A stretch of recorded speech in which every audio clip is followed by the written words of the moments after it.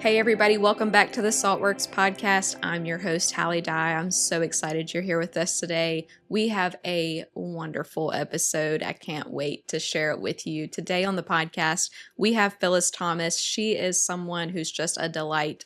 She is just a beautiful soul. I can't wait for you to hear her story. She's someone who was drawn to the church at an early age for reasons that kind of felt inexplicable at the time. And she's someone who just constantly had surprising turns in her life, shifts and steps of obedience that she didn't always know where it would go. But the biggest shock of all was finding out that she was Phil Robertson's daughter. I can't wait for you to hear her story, her heart, and just the way that she brings everything back to God. And so I can't wait to share. But before we jump in, I want to share a couple of partners with you. Medical decisions can feel so heavy and weighty and sometimes all-consuming. And so if you or a family member find yourself in need of an MRI, X-ray, ultrasound, or CT scan, you need to know about Northeast Imaging. If you don't know, Northeast Imaging is a patient-friendly diagnostic testing facility that is doctor-trusted and patient-preferred. They have a friendly staff who is committed to focus on high-quality scans and intentional care to the patient, plus their referring providers. It doesn't matter if you're using your health insurance or you're paying cash, Northeast Imaging is almost always more affordable than local hospitals. The facility is located at 1703 Lamy Lane in Monroe, and they're open Monday through Friday from 8 a.m. to 5 p.m. So tell your healthcare provider you want to go to Northeast Imaging. It's officially springtime. It's almost summer, which means all the trips, practices, games, recital practices, and without as much time to cook or run by the house to get snacks, Daily Press is here to help with options that will keep the whole family happy. Daily Press has fast and friendly service for your busy schedule with their made-to-order deli options for breakfast, lunch, and dinner, and for your busiest days, their fresh grab-and-go options in the open-air cooler and hot-to-go box. What you may not know is that they even have a wide variety of frozen take-home meals and appetizers. And we can't forget all the baked good options and the fresh brewed coffee. Daily Press has 4 locations, making it convenient for you and your family, and are open 6 a.m. to 9 p.m. at all but one location. Plus, it's a family-owned business, so stop by Daily Press today. And now I can't wait to share with you my conversation with Phyllis. Welcome to the Saltworks podcast, Phyllis. We're so excited to have you. Thank you for having me. It's an honor. So we have a mutual friend, Emily Jones. We like to throw her into the bus regularly on the Saltworks. Okay. Been a minute, so I think we should, Okay. But she has just told me so many wonderful things about you, and she really, it was her idea, and I think she put the bug in your ear. She did. Yeah. She's great like that, She's the best. Emily's the best. I want to be like her when I grow up. Oh, me too. Yeah. For sure. Well, so she actually set this up, which is wonderful, and we're really excited to have you. And she gave me a little bit of notes, so if I say something that you're like, wait a second, I didn't tell you that, it was Emily. I blame her. I trust her. Well, before we jump in, who is Phyllis Thomas? Well, I am 49, and I've been married for 30 years, almost 31, so my whole life. Yeah. Congratulations. Thank you. In May, it'll be 31 years. And we have 2 children. Mm-hmm. Grant is our oldest, and he is a sheriff deputy up in Missouri. Oh. And our youngest is Joel, and he works down here and lives near us. Yeah. And let's see, we have 2 grandbabies, which is awesome. So you hear like, who is Phyllis Thomas? It's all about my family. Yeah. We have a 3-year-old, and our youngest will be 1 in May. So we're about to go to Missouri for the 1-year birthday party. Yeah. Very excited about that. That's so fun. And I'm in my second career. So I was a nurse for, it's been 18, 19 years now. But I've just made a career switch to counseling. So I'm now a counselor at the Center for Children and Families, which is how I know Emily. Right. Yeah. I can't wait to hear how all that unfolded later in your story. So going back to your childhood, did you grow up in a Christian home? What did that look like at that age of life? So no one ever went to church, but it's kind of like here in the South, everybody's a Baptist. So everyone said that they were Christian. Now, definitely everyone believed in God. Mm-hmm. Um, and there were a lot of like good morals Mm-hmm. in my family, but no one talked about the Lord much. There were no Bible studies or Mm-hmm. praying at home. Like I said, no one went to church. Yeah. So, a Christian family in a sense of Yeah. having basic Christian values Mm. that kind of lined up with Yeah. American values, Right. but no active church attendance or active spiritual disciplines being practiced in the home. Right. I should have asked this. Where did you grow up? I was born in Ruston. Okay. We actually lived in Ruston off and on a little bit, but Yeah. mainly we grew up in Jackson Parish, so about Okay. 45 minutes from here. Gotcha.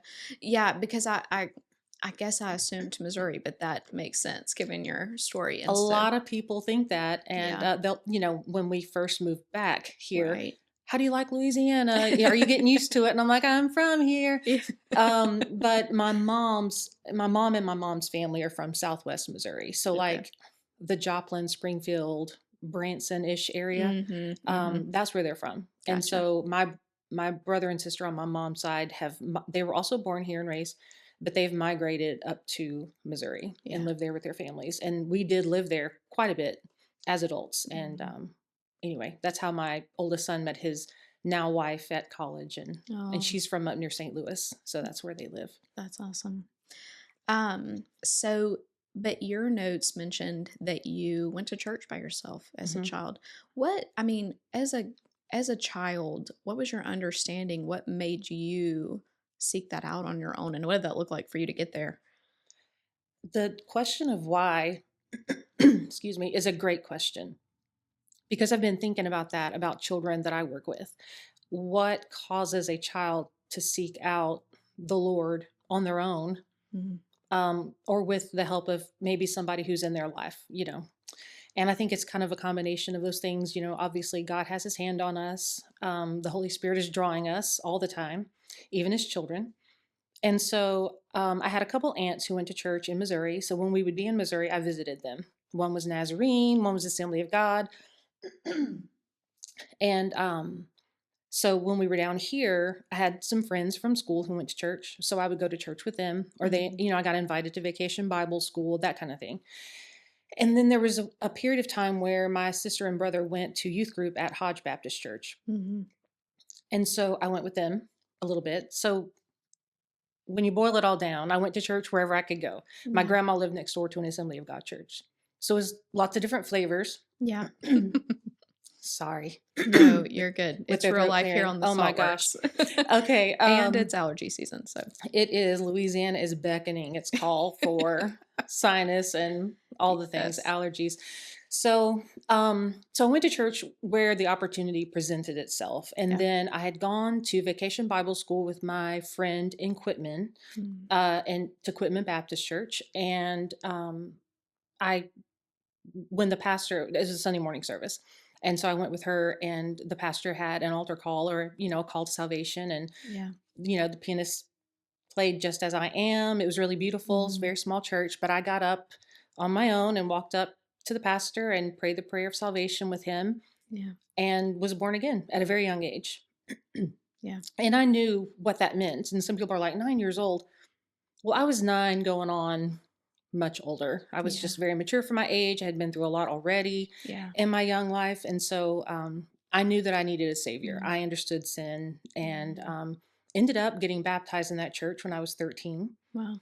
And what I would do in between times is, because we moved Yeah. all the time, it was so much chaos and dysfunction. So when we lived in whatever area, there was always a Baptist church with a church bus ministry. And so I Mhm. would call, and they would pick me up. Wow. Or like I said, I would walk next door. I would go with a family member, go with a friend, and I just always went. Mm. And then by the time I was turning 14, that was really the last time I lived with any family. Mhm.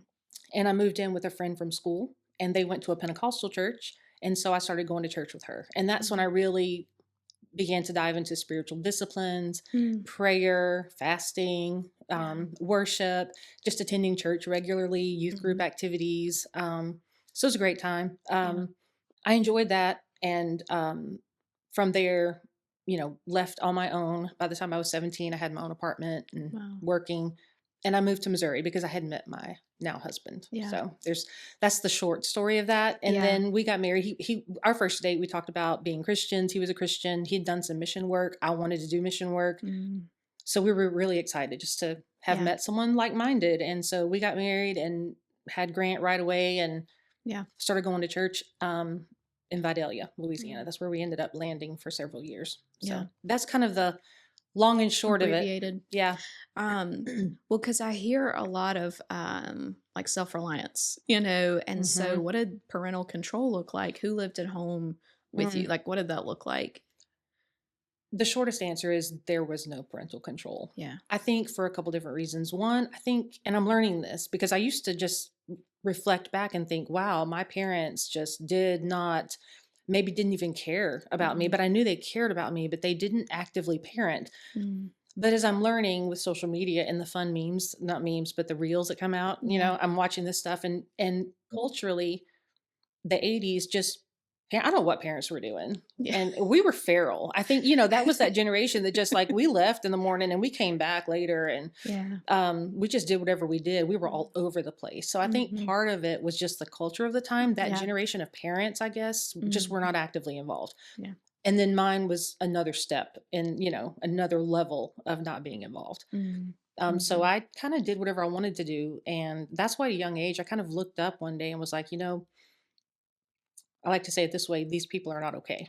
Like, I don't want to live like this. This is not okay. Yeah. So I parented myself. Yeah. Had some wonderful people that God would bring into my life, a teacher here, a person at church there, that would encourage me and, give me some good, I don't know, a tip or just some love.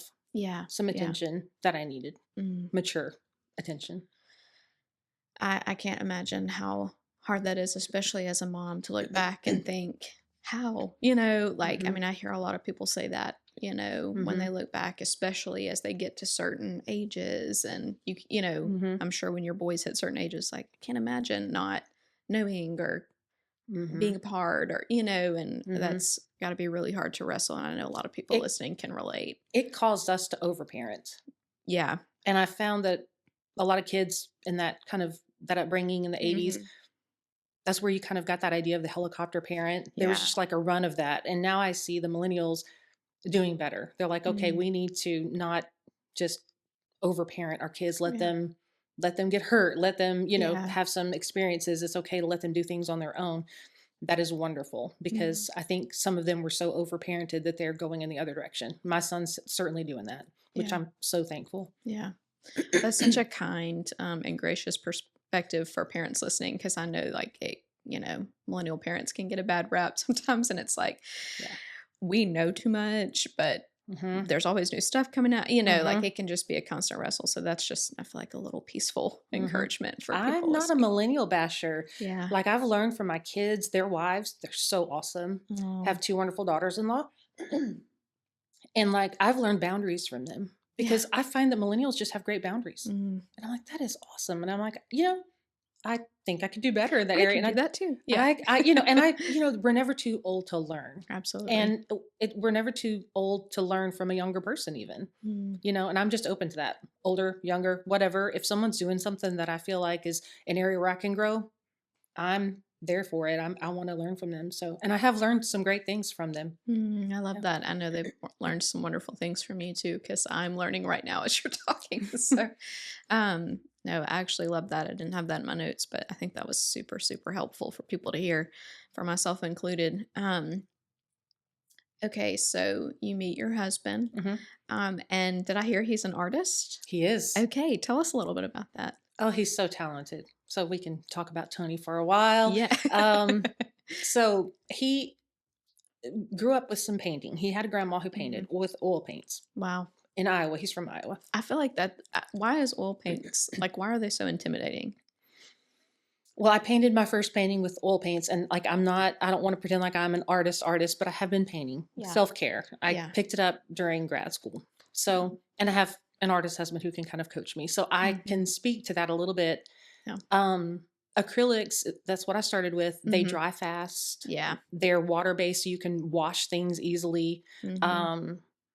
it just doesn't take as much technique. Whereas oil painting, it dries slowly and you have more opportunity to blend things. It can just become more complicated. Yeah. And can it's more imagine difficult to work with. I can imagine, like, even with acrylic, sometimes I can be like, it's hard to just leave. Like, is it done? You know? Right. And like when it's slow drying, I Right. can imagine it's like, where do I stop? And I guess with both, it's easy to what my husband calls muddy it up. If you start over mixing and over, like, he wants you to like lay a brush stroke down and stop. Yeah. But yeah. we start, I start messing with it, and Yeah. pretty soon it's muddy. It's like a perfectionist nightmare. Yeah. And it is, and that's why actually I painted my very first painting, an oil painting, and it was wonderful because if you start to muddy it up, you can actually wipe it off Yeah. and start over. And Oh, I've yeah. never been able to do anything like that, so it's pretty cool. That is cool. So his grandma painted some with oil paints, and so he was around that, and he would draw. You know how kids will draw, and his parents were like looking at that, like, actually he's really good at drawing and shading and all of that, just naturally. Yeah. And so when he was 10, he got I think it was called like a master painter paint set, something like that. It was popular back then. And he loved it. He was using all the paints and the different things that came in it. Yeah. And so his parents looked at that and said, he really is talented. So there was an ad in the paper for a local woman who was offering art lessons. And so Tony's brother also was really, really great, really talented. So their parents put them in art lessons with her in Iowa, and he just flourished. His first job was at that gallery with her. So he learned how to do framing and matting and cutting glass, and he painted, and he had shows where he would go out and set up table and, and sell his art. He was commissioned even as a teenager. So he was doing really well with that. He went to community college in his hometown and majored in art, commercial art, something like that. Went to a 4-year school, and it was commercial art, which is kind of like, I guess, our graphic design now. Yeah. Before all that really existed so much. So, yeah. And then he graduated college and went to Japan, lived with a pastor, and used teaching English as a bridge to share the gospel. And when he got back, he needed a job. And so his grandparents had started to operate a hotel in Monette, Missouri, Southwest Missouri. So he moved there, and he got a job as an advertising representative so he could design ads. And then this was when they did a lot of it. Well, I mean, all of it was by hand. They would cut things and take pictures and manually put together an ad, and then he'd go back. And so he had to do sales, and then he had to do edits and take it to the paper. And then they had to put it together, and he had to take that and get it proofed and bring it back. And then it would finally be in the newspaper. And my brother-in-law from here, he's from Jackson Parish, also my sister's husband, he worked at the Jackson Independent as a sports editor, writer, photographer. And he ended up, when they moved to Missouri, he found a job at the same place. Basically, they worked together. So when I went and visited them between my junior and senior years, I met Tony. So anyway, he, he talks about this. He had to like pay the bills, and, there's a thing to that starving artist.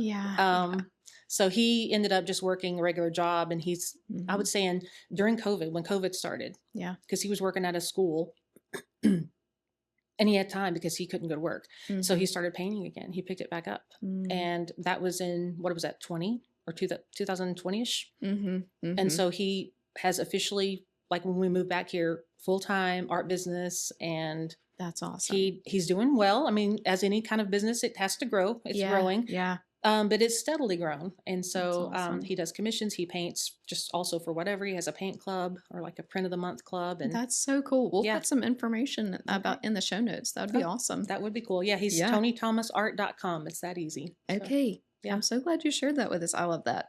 We talk a lot about creativity and just how that images God, And so thank you for sharing that with us. Now you are a registered nurse. Yes. And you said you worked in that for, did you say 18? I graduated in 2006. Okay. So however long that's been. Yeah. 18 years. And what led you to nursing in the beginning? Well, I care about people. I've always cared about people who are suffering, who are hurting, who need help.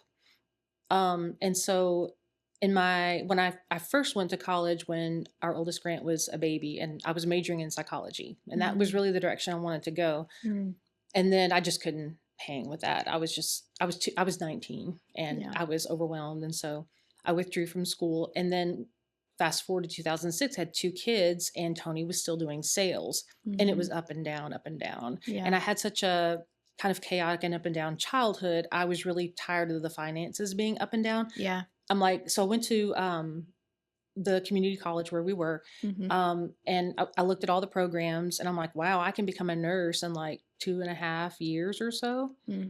That's a pretty quick way to get a really good, solid job that will, Right. I'll never have a problem finding a job. Right. And really good money. So Yeah. that's what I chose to do. Helping people still. I thought it would, Yeah. and I loved it. But I think my first passion was still with helping people in some way with psychology, counseling, therapy, something like that. So I ended up doing psychiatric nursing is where I ended before I went back to school. I gotcha. And then you mentioned in your notes a season with mental struggles. And what did that look like for you personally? Can you kind of take us through that season? And I think that's a huge part of it, right? So I had this rough childhood. And even when I was young, I think I was about 12 when I kept getting sick. I was sick a lot. And now I know that I think I had a lot of somatic symptoms. And, these symptoms of depression or anxiety would just come out in my body. And I had started to throw up a lot, not on purpose, just my stomach was always messed up. And at one point, my mom took me to the doctor. And again, some ignorance. And it wasn't a regular doctor's visit. I'm trying to remember, and I look back and I'm like, I feel like it was some type of mental health evaluation because I remember just sitting and talking to a doctor, not in a clinic setting, not in an exam room, and nothing ever came of that. But I remember being aware of being very depressed when I was 12 years old. Even I knew that at that age when I didn't really know about much of that. And so nothing ever happened with that. So when I was 19 and I had Grant, a few weeks later, I just crashed with postpartum depression. It was terrible. I had to call my husband. I was babysitting some kids in our house, and it was terrible. And so I was hospitalized overnight for that. They just kind of keep an eye on me, and then they, gave me medicine, and they, had me follow up with a therapist. But back then, we had no insurance; it didn't cover therapy. So I went a couple times and stopped. I took the medicine. But then there's that church element. So we went to a non-denominational church. I would say like somewhat charismatic. And I know they've changed. That type of church has come a long way. But back then it was definitely, if you had mental health issues, it was equivalent to having spiritual issues. So what were you doing? What were you not doing? Right. Quote unquote. There was not an understanding of the brain being an organ and chemicals and hormones and all the things that can go, so many things that can go into it. And I know that my past fed into it. So lots of depression and anxiety. So I would go off of like an antidepressant and then I would get sick again.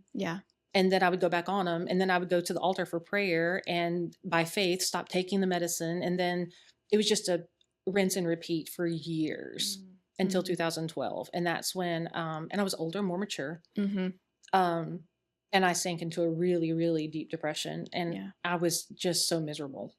There was a lot of stress at home, at church, at work. It was just the perfect storm. And I ended up going to the hospital. My doctor sent me to the hospital and I stayed there for like a weekend. And they prescribed like several different things, right? And which is what psychiatrists do. They prescribe medications. They're really, really good at that. And they probably told me to go to a therapist. And so at that point I decided this is not a faith issue. I have paid my tithe. I do not watch or listen to anything I'm not supposed to. Like I do missions. I serve people. I love Jesus. I pray. I read my Bible. Like I can't think of anything that I'm going out and doing on purpose that is causing me to have some kind of spiritual oppression, because that's kind of how I had thought it was for years. And I just knew in my heart that that's not God. That's not God's heart for me. I love that you're like holding the tension between all those things so well, because like I look at stories like Job, and like, okay, the physical things he had was a spiritual attack, but that doesn't mean you don't need ointment for those boils. Like, you know what I'm saying? Like that's it. I think sometimes we think because something could be spiritual warfare or whatever, that there is not going to be, the Lord's not going to use any other tool to fix Right. it. Like cancer can be a spiritual attack, but like you're going to seek out chemo, you know? Right. And so, like, I just think that's so freeing for people to hear, because I hear a lot of people really struggle with, am I a failure? Am I weak? Am I not leaning Yeah. on the Lord? And there just can be such a barrier there. And so I'm really glad that you're speaking to that. Yeah. And there's still such a mental health stigma in our country. Absolutely. And when I go to churches and, and I hear, and, I'm patient and gracious, and people are not waking up, church leadership is not waking up in the morning trying to hurt people. Right. But when I go to a church and they're like, at the end of the service, and if you're battling depression, God can heal you, or, you can be free from that by the time you leave here. And it's always along those lines. And I just want to stand up and like, and if you're battling diabetes and your pancreas isn't working well and you need insulin, God can heal you of that also. Yeah. But somehow it's like they gravitate toward the symptoms of mental health versus also, but they're not addressing these other things. Right. Right. And that just kind of hurts my heart. And all of those things, whether it is a physical, ailment that you need medicine for, or mental, which is also physical, we have the brain's an organ. Absolutely. But regardless of what it is, like sometimes the Lord like leads us to lay down pride or trust or dependence through taking whatever that treatment looks like. And a person can still believe and have faith. God heals us, right?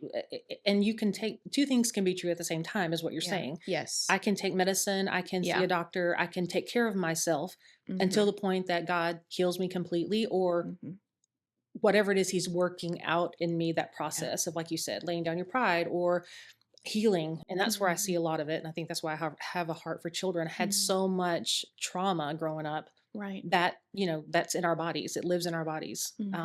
And so realizing that, it's like, okay. And I could have gone to school or finished, I could go another year, I think 2 years to be a psychiatric nurse practitioner. Yeah. But they write scripts. And I'm like, I want to get to the heart of this. These kids are suffering. What if I went there and could mitigate that risk of that long-term trauma by working with children? And then they don't end up on medications or just chronic mental health issues, on drugs, in poverty, all the things that happen when someone's had a really traumatic upbringing or come from a hard place. Yeah.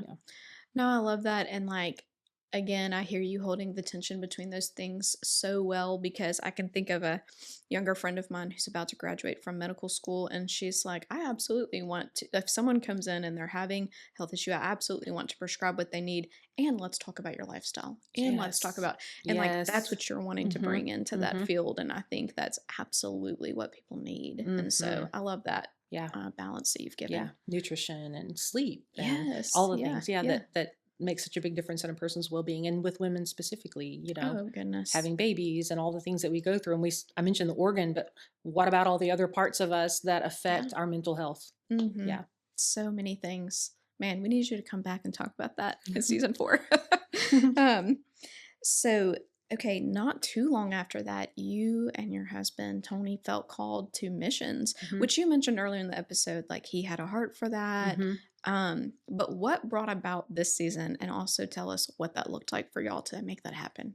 So we had done like every church mission trip every year, that we could go on. And then we started doing the boys, sometimes with the boys. Yeah. Our oldest Grant went on his first mission trip when he was about maybe 6-ish, went to Mexico. Yeah. And then Joel went as a middle school aged kiddo, maybe 10 or 11 or so, or upper elementary. I don't know. I forget their ages. Yeah. So we just kept going, and we began to do our own trips. Tony founded a nonprofit, and we would just go to churches and, lay out our vision and raise money, and we would go to a country. He went to India even. So water well drilling was an important thing for us. Food, things like that. Yeah. Medical became a part of that, medical missions, because of my nursing. Yeah. And so we went to Kenya and took the boys. We did stuff in Mexico, and then of course all the normal trips. But I think together we've been to like 15 or 18 countries, I think, between the two of us, between vacations also, but also, Yeah. countries to minister. So we just kept, it was just angst. Like, we have to go home. We got to Yeah. go home. We want to stay. We want to stay. Yeah. And so we got ourselves into a financial position to be able to go and stay. Yeah. And that happened when Grant graduated. He didn't want to be on the mission field full time. And just that time of preparation that we needed was also the time he needed to finish high school. So Yeah. he went on to military college, and Joel moved with us to Nicaragua. Yeah. It was kind of the perfect place for us, and we found a wonderful school there. It's called Nicaragua Christian Academy, Mm. and it's a missionary school. Yeah. And so as we were looking at that, they actually needed an art teacher. And Tony met all the qualifications for that. And so we ended up, a lot of our work centered around the school. We worked with students, and then we took them out as a leadership team into the barrios, and we would do outreaches there. I did a lot of medical outreach. And Tony spent a lot of time discipling students. There were students from all over because there were missionary kids there, plus all the Nicaraguan kids. Yeah. So it was a great experience. And we did that for 5 years. Wow. Okay, I'm going to put you in the hot seat for a minute because Emily did give me some notes. You mentioned you got yourself into a financial situation where you could go. What did that look like for y'all? So we paid off all of our bills. We were really diligent to do that. We got out of debt. Tony learned how to write code. Another kind of long story, but long story short is he learned how to write code, and he worked with someone to manage their, I don't know what, inventory on a big Amazon store with code. So he got some type of payment for that. Yeah. We really didn't have a lot of church support. So that's kind of what supported us. Yeah. And so we sold our house. Yeah. We sold all of our possessions. We cashed out our retirement, like literally everything. We sold everything and got every bit of cash that we could pull together and move there. Was there any part of your flesh that was like, I don't want to do any of this? No. What do you think that, a lot of the elements that we've talked about with both of y'all, the starving artist on his end, and, you're used to being financial, struggles as a child, or you mentioned, that inconsistency as a child led to some of that finance. But was it just like we've learned to hold things loosely? How did that look for you to make that decision? Because I feel like a lot of people would panic and be like, I don't know if I can do that. Probably the moving around a lot as a child. Yeah. It doesn't bother me to have to move. That's true. I can pack up and go. But I did enjoy the stability. We had bought our first home. Yeah. We did have that stability, and it was great. Plus my job as a nurse. Yeah. But I went back recently and read a journal that I had written in 8th grade. It was just like English teacher prompts in the morning. And I read in there that I had talked about wanting to be a missionary when I was in 8th grade. And I'm like, oh, wow, I didn't realize that even back then. And I was writing a lot about it. Yeah. And then my husband, he knew he wanted to do that. He would spin a globe and say, I'm going to live there one day. Just random. Yeah. And like I said, on our very first date, we talked about missions. And then we did missions all of those years. Right. So we had all of that, like all of those seeds were planted, and we were just ready. And it was God's timing. And that's one thing out of everything that I could be anxious about, or out of everything that I wonder, God, what are you doing? I am so certain of God's plan and him laying out the path in front of me. I don't feel any resistance. It's like I can tell easily, God's wanting me to go in this direction. This is what God has for me. And he just opens doors and I walk through them. So I would love to say what did we do? Because I know some people experience that, but I feel like when you have that calling on your life, whether it's international or home missions, it's like you can't not do it. Yeah. And you are willing to lay it all down to be able to do the thing that God's called you to do. You're excited because it lines up with what you want to do, and you're excited because you see God opening doors to do it. Right. So it just makes it so solid. So we did not miss a beat. We did not hesitate. That's and so Joel, beautiful. we call him our Rolling Stone. Like he was like, oh yeah, well, he thought we were going to Kenya. We ended up going to Nicaragua, but he was like, it's okay. Yeah. But he went to high school there and graduated with a regular high school diploma. It was dual diplomas. Yeah. Was that hard for you to leave Grant? It was hard to leave Grant just because even if I had stayed here, it was hard to leave Grant, being my oldest. And we dropped him off actually at the airport because he had to go to some type of officer training thing that he was doing. He went there instead of boot camp because he was pursuing the college and officer track. And I remember we, trying to be smiles and trying to be supportive of him. Like, we are so proud of you. And we were.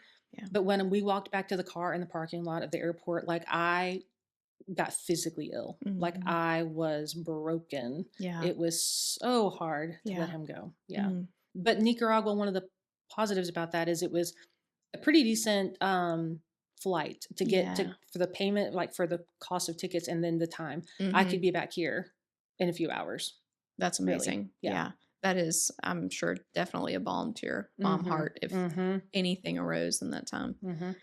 Man, that is just, it's a beautiful story and honestly just inspiring because whatever our calling is, that should be our like willingness and our obedience, which is Mhm. just a testament to you also like going back to the medication piece of like, I'm doing this and I'm doing this, but like, like I get to brag on your story because I can do Mhm. that from my seat, but just like, okay, here's a person who's so willing to drop literally everything, to move and wherever he says go. And And that arena totally sold out to do it. Now, there's plenty of other areas in my life that I'm sure. just like, okay, God, what are you doing?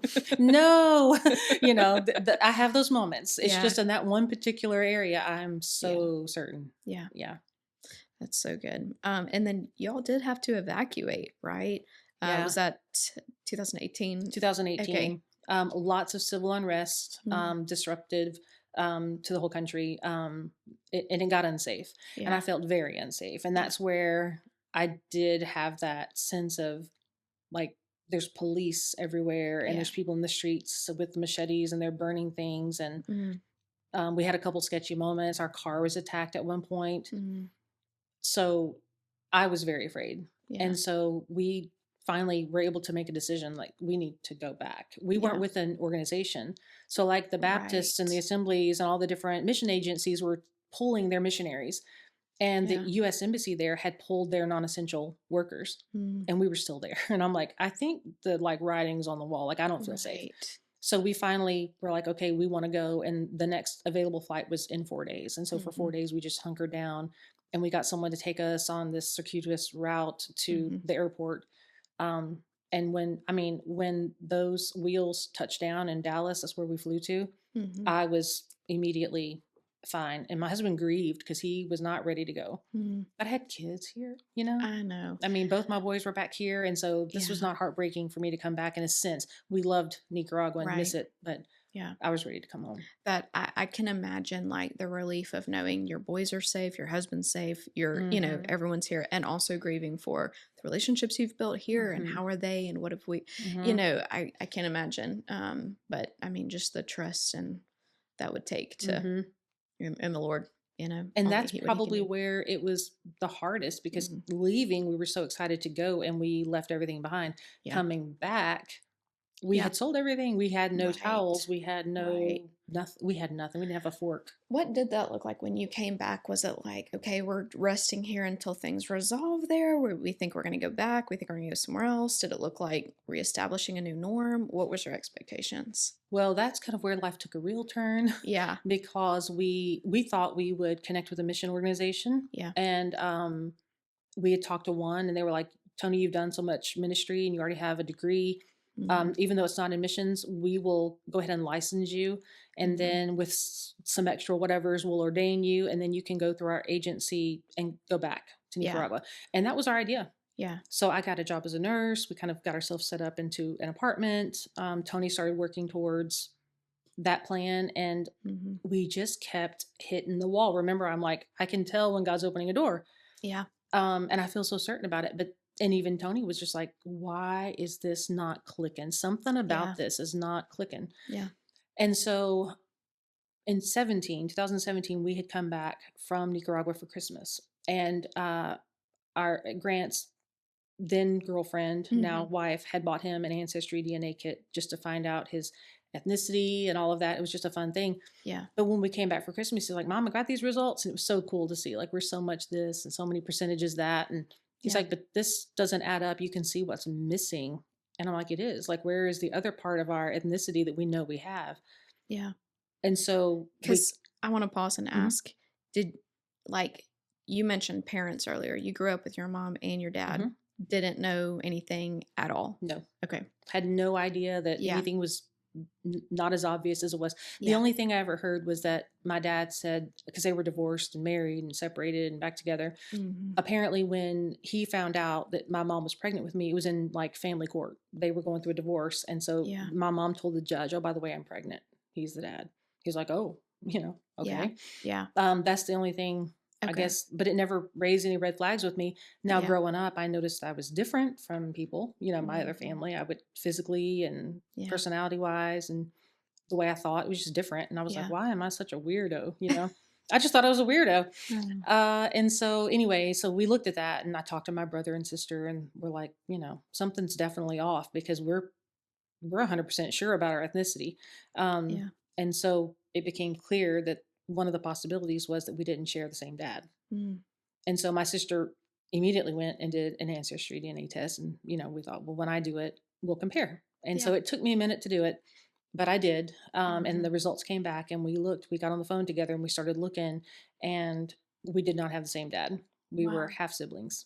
Wow. And so it was like, what? And then she said, way back when, one of the cousins said something about you not being, our dad's daughter. Yeah. And she thought it was so ridiculous. Like I think she threatened to beat that cousin up or something. Yeah. I'm like, why am I not, she's like, I didn't think anything of it, Yeah. But just one, I want to establish very clearly for people listening, you were not seeking this information at all. Like it landed in on your doorstep, and then didn't expect to find anything. How did that feel, even to be like, oh, I thought this was my full sibling? And I mean, does that have any effect on you in that moment? It does. And I'm like, all the family that I thought was my, genetic, biological family. And then I'm thinking about all these ways that I was different. And then I'm thinking, we're half siblings, but then it's like, but we don't feel like half siblings. And we never have not felt that way, even to today. Yeah. But it was, your medical history, like everything about you is suddenly like brought into question. And then it was, who knew about this? Did anybody know about this? Yeah. And then like like we found out as we went that like my mom knew.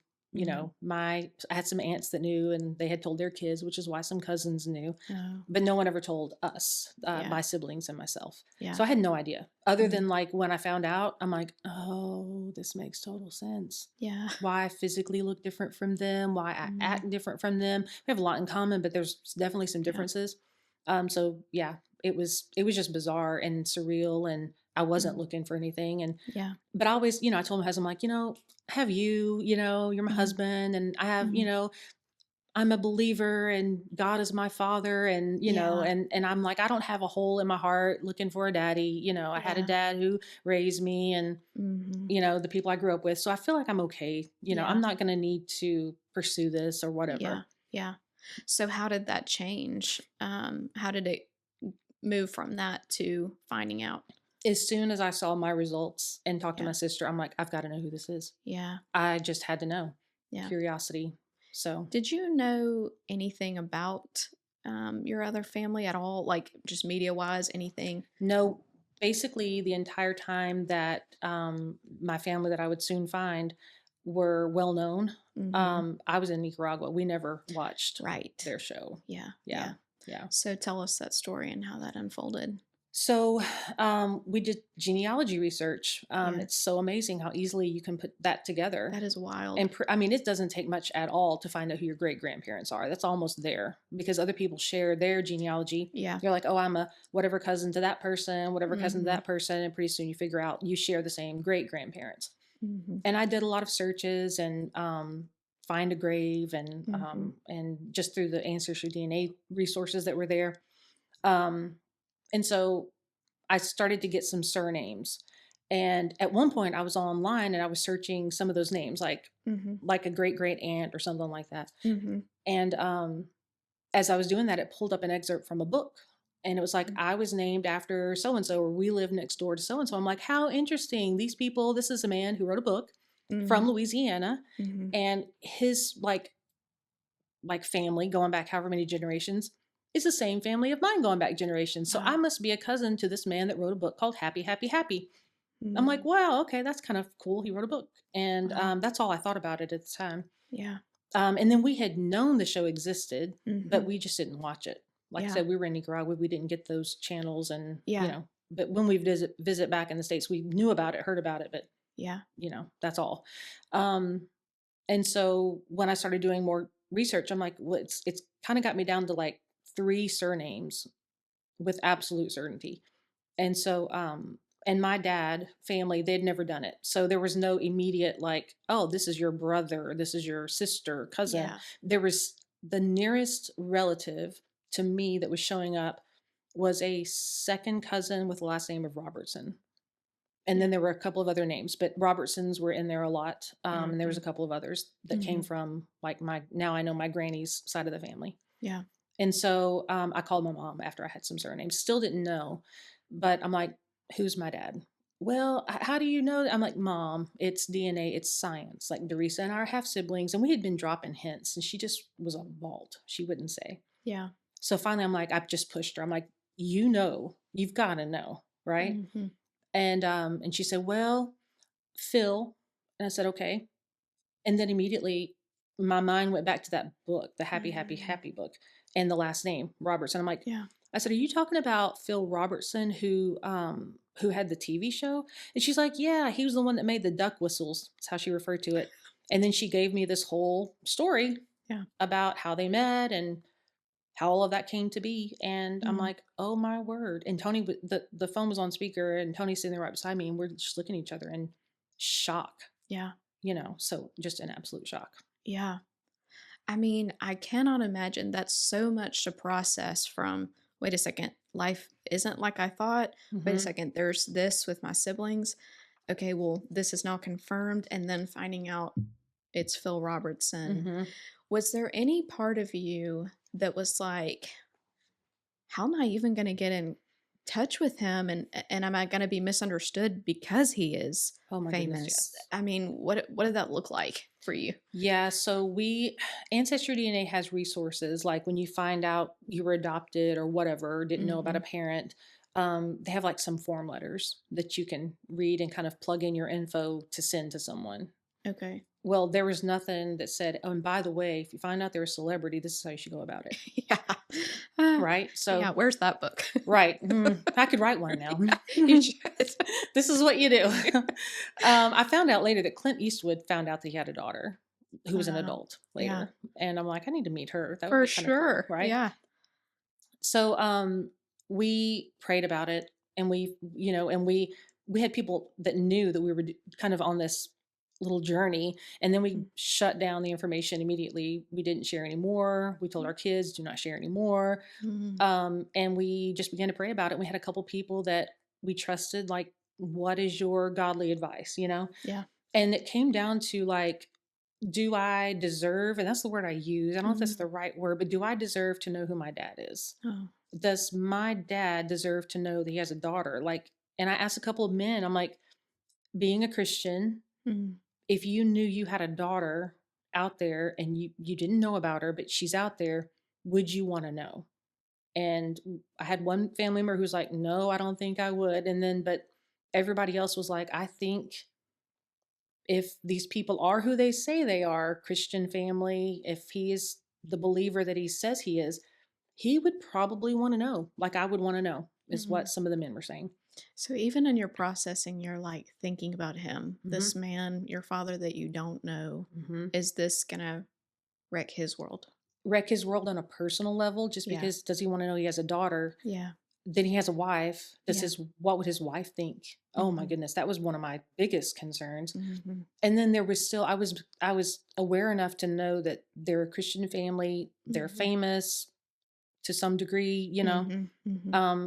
I wouldn't want there to be some type of scandal or Yeah. whatever that could come of that. I didn't really know what that would look like, but I That definitely is didn't want to disrupt anybody. so much pressure and responsibility that shouldn't be yours, but I'm sure felt very much like yours at that time. Mm-hmm. It did. That's hard. It was hard. It really was. And I can't say that I knew exactly what to do, but Yeah. we decided to put together a letter explaining who I was and how I found out my information. That was one page. And the second page was the genealogy, the family tree, the connections there, and what we had learned, and then a third page of photos. A photo of me as a baby with my mom when she was, about that age, right? Yeah. And then photos of me kind of as, as I looked as an adult. Yeah. And so we mailed one to, and I did my research at that point specifically about the Robertsons. Yeah. And I'm like, I'm not going to mail a letter to this man's home and his wife see it. Like, that would be horrifying, very unkind, very unfair, I think, very shocking. And so we decided, I went to the Whites Ferry Road because my sister and brother had watched the show, like watched it. They were fans. Yeah. And they knew names of people. Wow. And I didn't, so they told me that, that one of the sons was a pastor of a church. And so I went and did my research. Yeah. And turns out that Al Robertson and my dad are elders at Whites Ferry Road.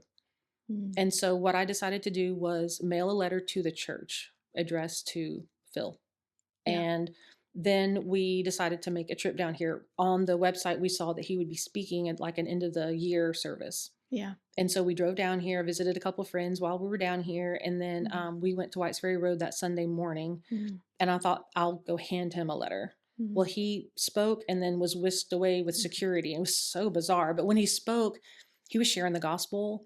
And I'm like, oh my goodness, like, this is my dad. Like, this man loves Jesus passionately and sharing the gospel. I was just like, this kind of also explains a lot. I just felt like it spoke to like why I was like that when I was a kid. Like, maybe this is where all that connection is. Wow. So anyway, I was just in awe. Like, I'm so proud of him, and even if I never met him, I'm like, this is the man, that is my heritage, even a spiritual heritage. I like knew it at the moment. That is so wild. I'm like tearing up and have chill bumps for you, I mean, just what a shock. And then like that moment, it was a really special moment and then a terrifying moment because I'm like, I have this letter. Am I going to go hand this to him or not? And then he was whisked away. And I'm like, that's so weird. You have a dad, and I'm thinking about him as he's my biological father. Yeah. But then you're reminded, oh yeah, he has security. Yeah. So weird. It was just so weird. And I'm like, well, what do I do? And so I was just, I was crying. I was shaky. And finally, and my husband was like, you can do it. Just, you'll go up there. You can go up there. And we saw that Jace was there. Yeah. And we knew that that was his son. And so I finally just took a big deep breath and stood up and was like, I'm going to go up there. So my husband follows me and I went up to the front and I stood I was like 2 people out because people wanted to talk to him. And so I walked up, I introduced myself. I said, hi, I'm Phyllis. We're from Missouri. And I know now, he just thought we were there to see, Phil Robertson speak. Because I know now that that's a very common thing. People are always at Whites Ferry Road to hear a Robertson speak. So, but I had that letter and I said, hey, I have a letter for your dad. It's really important to me. Would you please give it to him? He's like, sure, great. And we're glad y'all came. And wow, that's wonderful. And he chatted with us for a couple of minutes and I saw him put it in his bag. I'm like, okay, so that I didn't tell him any more than that. That was not the time or place, right? And so I guess, I don't know if it was 2 to 4 weeks, something like that passed. Yeah. And I got a call from Zach Dasher, a first cousin. And he said, hey, we got your letter. And apparently what had happened is, I got the backstory later. Al was given the letter from the church. Jace, being Jace, had completely forgot. Who knows where that letter went? But Al got the letter from the church, and then after their podcast, they have the Unashamed podcast. Yeah. After they filmed, he brought it out, and he's like, "Hey, I got this letter, and apparently they've gotten letters before, like I'm a long lost relative, and can I borrow money, and that kind of weird thing." And my letter was very much like, I'm not asking for anything, don't want anything. We're a solid Christian family. I'm looking for my dad, And so go ahead. Well, I was just saying that like, as someone who can care too much about being misunderstood or what people think, like that had to have been terrifying. 1, to feel like personally rejected by someone now is your father, but 2, for like a whole family and, like you said, media to think like she's crazy. She's just trying to, like, that has to be so terrifying. It was then, and sometimes still is. Like, there's Yeah. been moments even living here, down here, after finding out that Yeah. I'm so careful about what people think about me, to Yeah. the point that it probably gets awkward Mm. for me and others, because I'm so, Yeah. so careful, so Yeah. careful. So I get yeah. that. They discussed the letter, and Al kind of was dismissing it, but Jace is the one who looked at it and was like, look at these pictures. Like, she looks like, there's not a lot of Robertson women, but she looks like them. Mm. And so they're looking at it. He was like, yeah, he's like, but no matter what. And they talked to Zach about it, because at that time they did have that podcast, Mhm. and my dad was so insulated with that. So Mhm. they knew that if this was true, Mhm. it would be a thing. But I was like, you know what? Even if our dad's not her dad, Mhm. she's looking for her father. Like, they could tell from the letter. She's not wanting anything. She's just looking for her father. And at least we Mm. could pursue that part of it. Mhm. And so Zach called and said, well, um, let's do paternity testing. And so Mhm. we did. And he said, talking to me, it was like talking to his mom. And Mhm. his mom was a really special woman named Jan. Mhm. And there's a lot of spiritual connections and heritage and salvations related to Jan. Mhm. And so I've had so many people tell me that I remind them That is so of neat. her. Yeah. And I Yeah. didn't get to meet her. She had Yeah. passed away from Alzheimer's. So very Mm. sad. Yeah. But he said it was like talking to my mom. Like, you reminded me so much of my mom. Wow. And so we did the paternity testing, me from Missouri and him down here. And he called me back and said, well, we got the results back, and you are 99.999% Phil Robertson's daughter. It's like, wow. Wow. By then, though, I mean, I knew, right? Because all the Yeah. genealogy in my mom's story, but Right. it had to be proven, like, Right. correctly.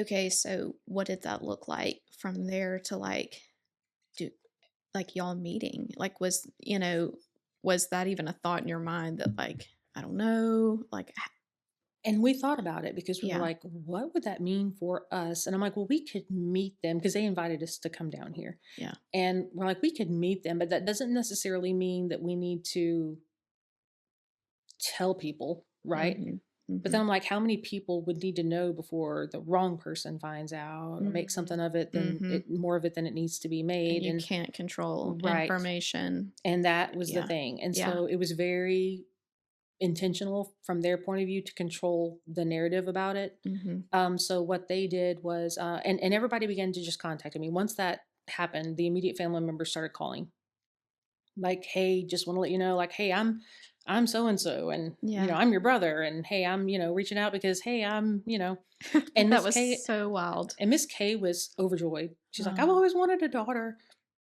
So sweet, right? that just makes me cry. Mm-hmm. But also is like lined up with Mm-hmm. everything you know about her, but like Yeah. one of your biggest fears and Mm-hmm. like to also gain like a spiritual mom, Mm-hmm. Mm-hmm. like just how neat. Yeah.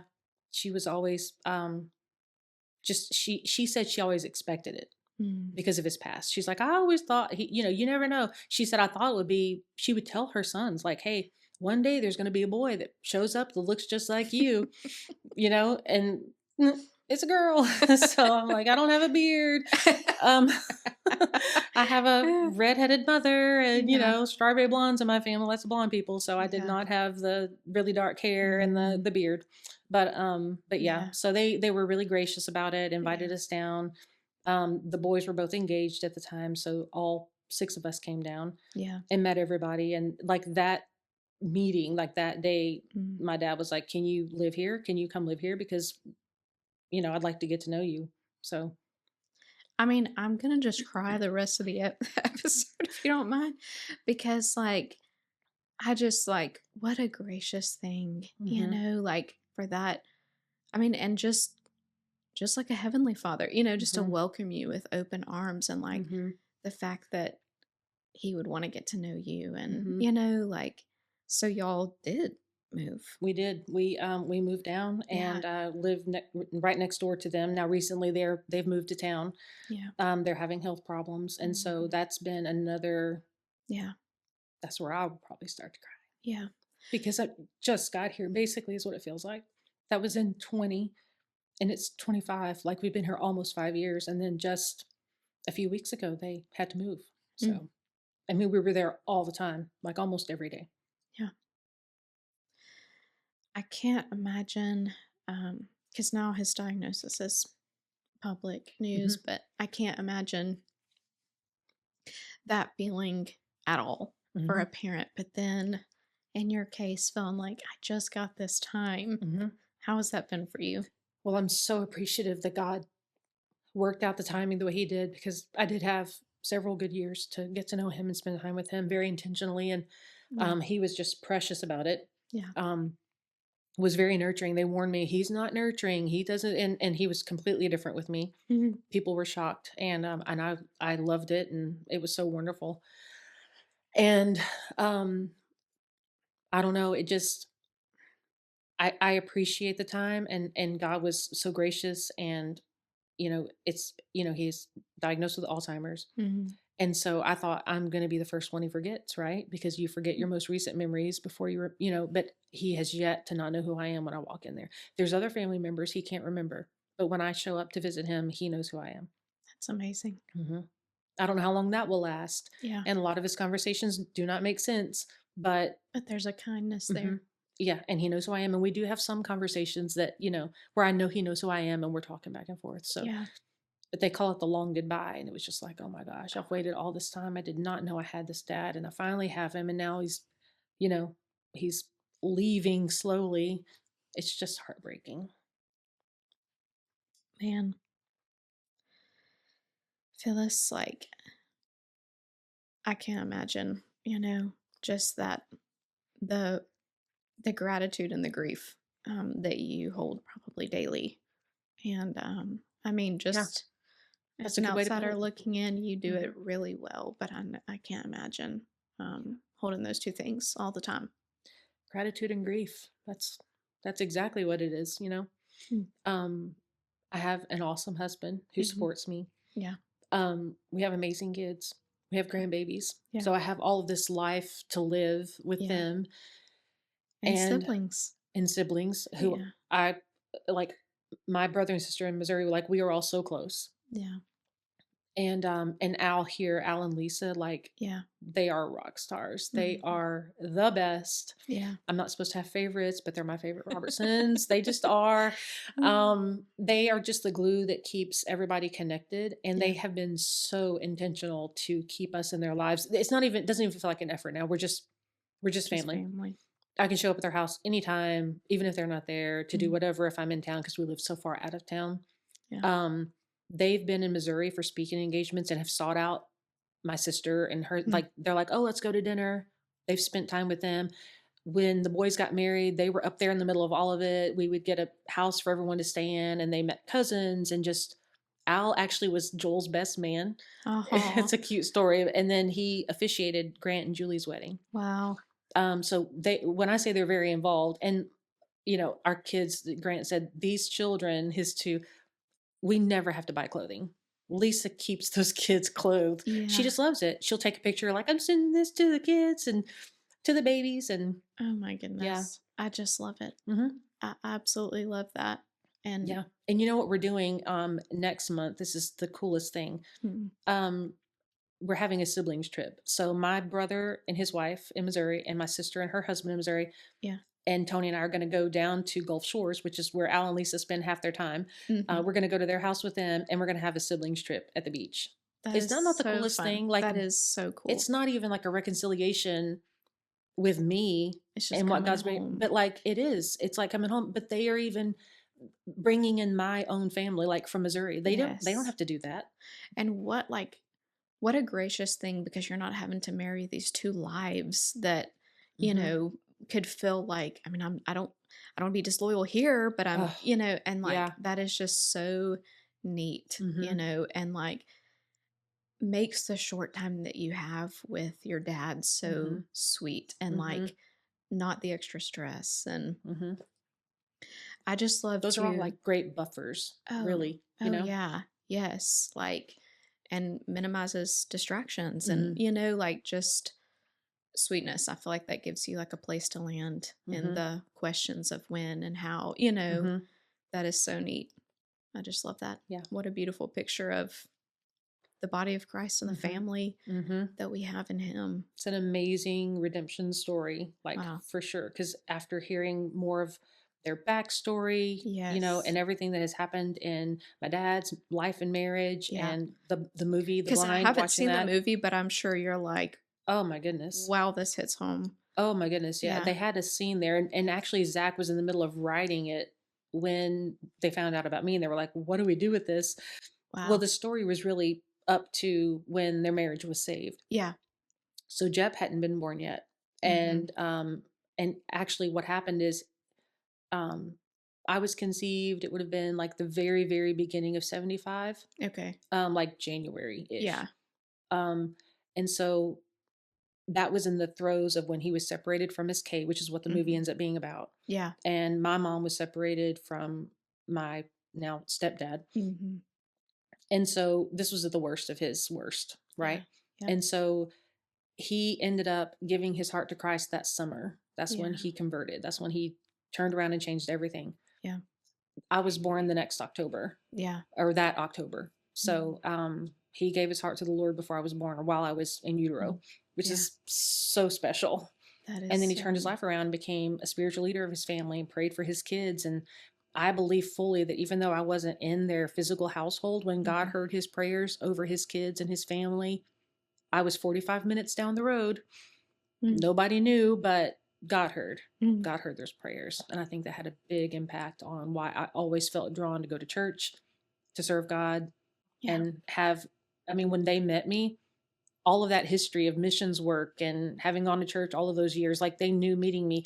I got married young, which is how all the Robertsons do. So many similarities. That is so wild and so cool. I mean,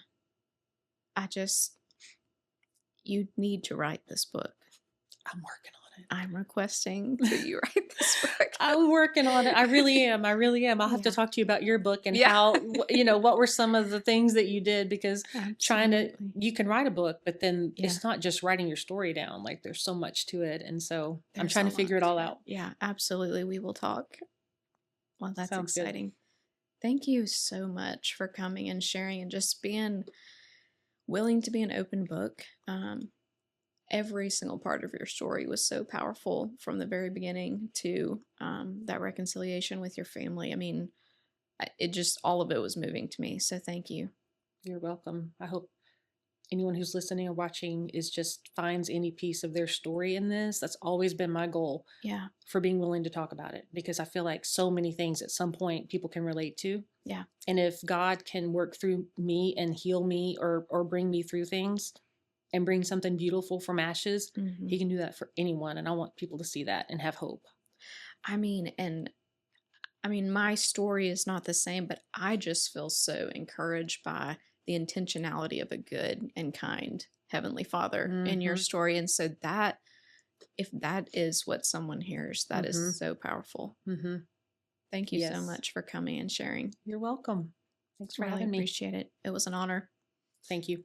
And thank y'all so much for listening in this week on the Saltworks. I know you have so many notes and so many things that you're walking away with. And we just hope that you leave encouraged, and we will see you next week on the Saltworks.